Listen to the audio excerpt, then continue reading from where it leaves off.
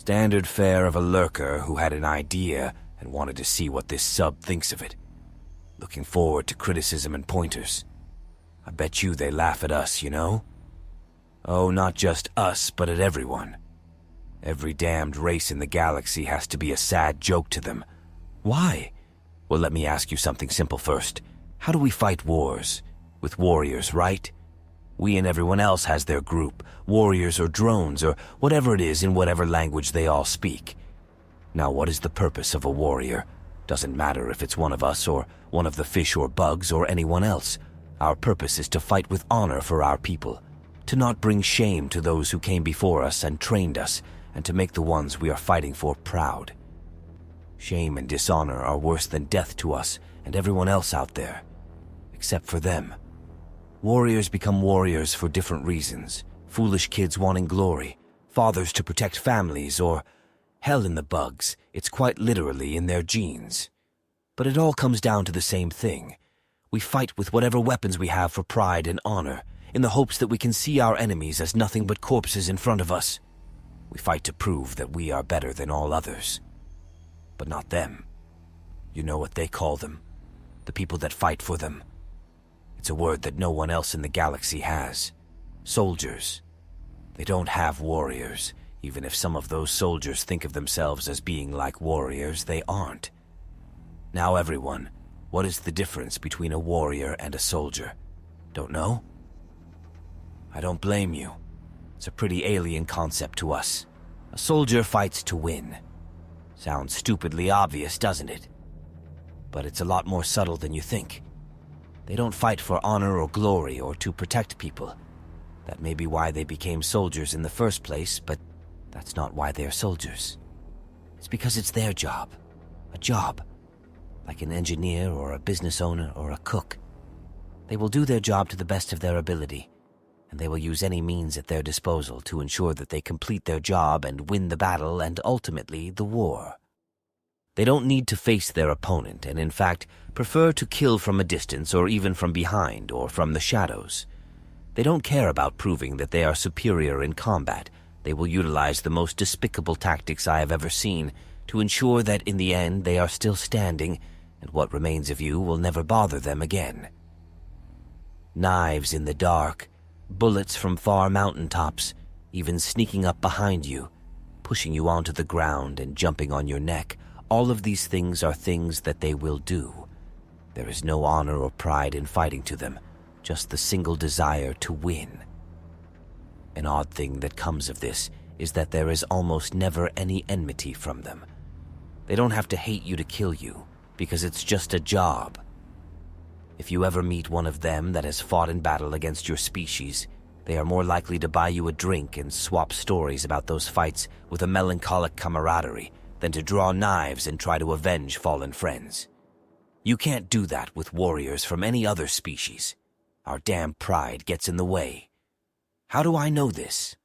Where did this infinite wisdom of another race come to me from? Same place I got this shiny leg, in a field hospital on the outskirts of a bombed-out city some 30 years ago, halfway across the arm of the galaxy during the War of Shame. I was hiding in a building with the remnants of my group, and they decided that it would be easier to blow up the building than to fight us inside. Remember how I said they don't fight for pride? That's a prime example right there.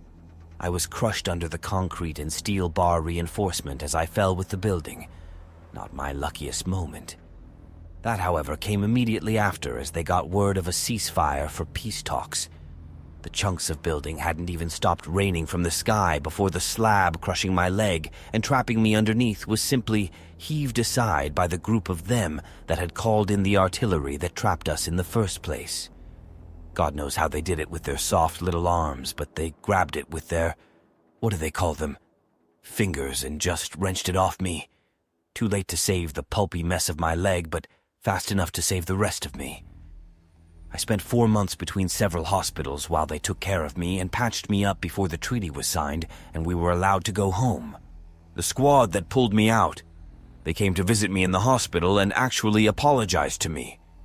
Try wrenching an apology out of any warrior in the galaxy, and you'll have a corpse long before you have your apology. They said they wouldn't have called in the artillery if they had known about the ceasefire being that close. After that, they kept visiting me while I was there and even came to see me off when I got released home. So why do they laugh at us?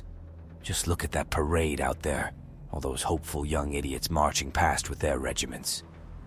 They have been itching their scales off to get back at them for beating us in the war of shame, ready to fight for their personal glory against a foe that couldn't care less. That's why they laugh at us, because we deserve it.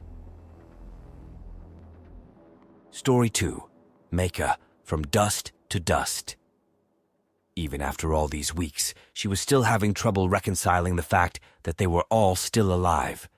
Those fucking pink skins had had the audacity to attack a planet populated with civilians with self-replicating nanobots. Luckily, this planet had been the location where the large-scale EMP weapons had been designed and built to counter that disgusting tactic, and they had proven immensely effective against the nightmare of unregulated replicating machines.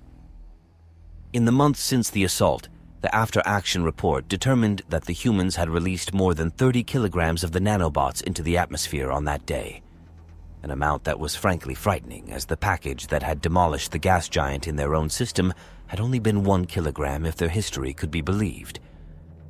They were going to turn this war around with those new weapons.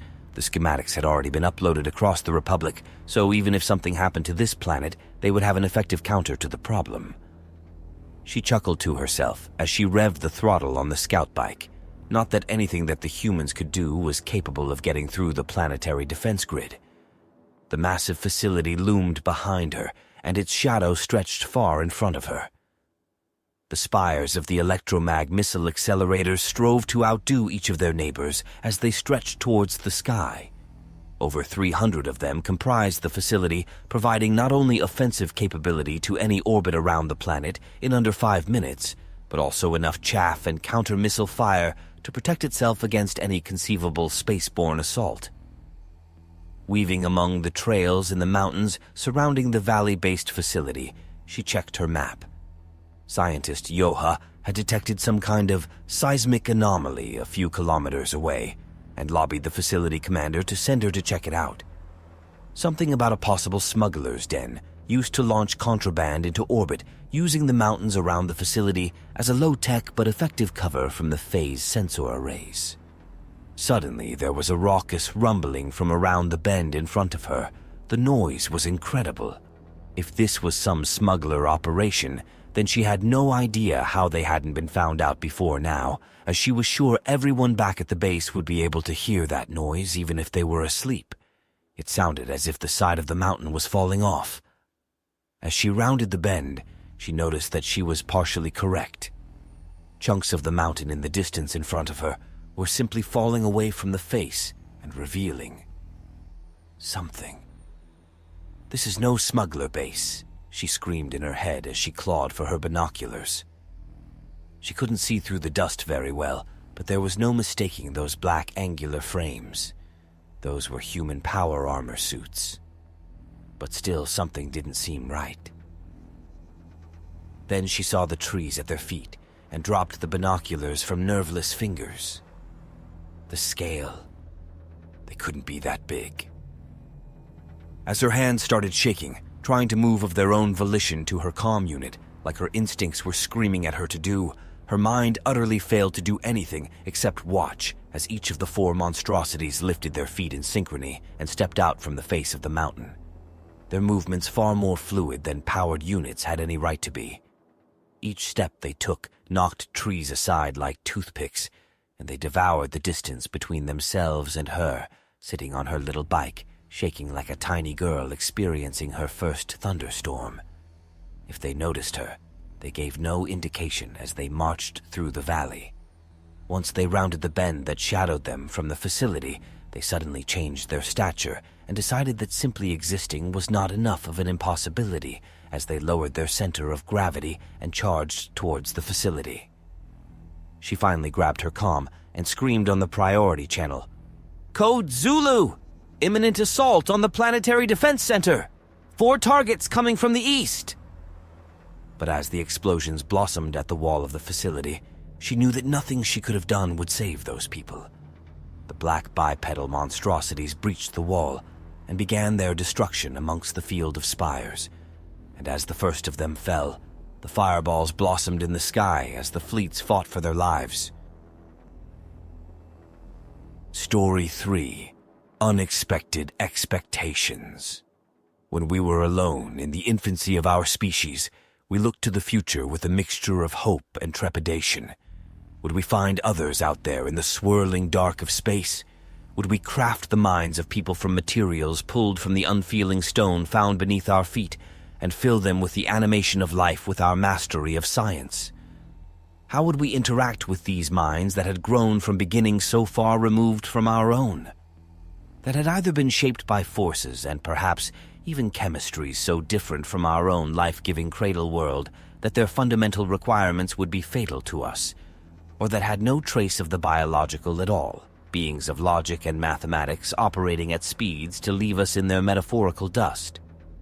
Metaphorical because you will rarely meet a being as fastidious about cleanliness as a digital sapient.